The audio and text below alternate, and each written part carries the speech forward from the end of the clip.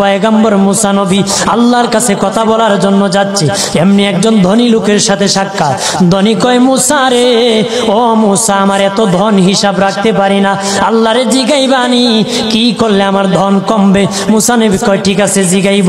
একজন বৃদ্ধার সাথে, একজন মহিলার সাথে দেখা। মহিলা কয়, মুসা কই যাও, কই যাও রে মুসা? মুসা নবী কয়, তোর পাহাড়ে যাব, আল্লাহর সাথে কথা বল।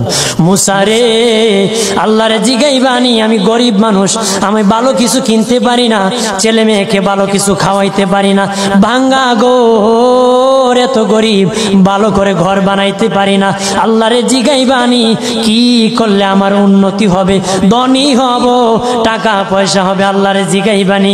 আল্লাহ মুসা নবী কয়, ঠিক আছে, আল্লাহরে জিগাইব, তুমি কেমনে ধনী হইবা?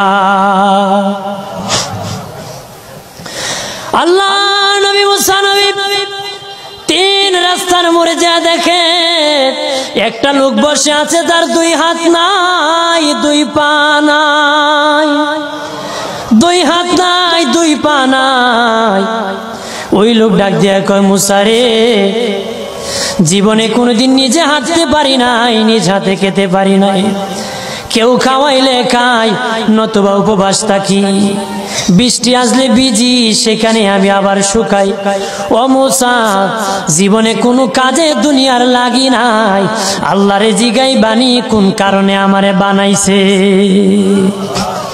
আল্লাহ কয়, জিগাই মনে। মুসা নবী কয়, আল্লাহরে তোর পাহাড়ে মুসা নবী, মুসা ছিল কালিমুল্লাহ, কথা বলার প্রেম ছিল, কথা বলতো, কথা বলার প্রেম ছিল। কথা বলতে বলতে শেষ দিকে আল্লাহ গো, আসার সময় তিনটা লোক আমার কাছে প্রশ্ন করেছে। একজন লোক হলো ধনী, কিভাবে তার ধন কমবে গো? আল্লাহ বলেন, মুসা রে,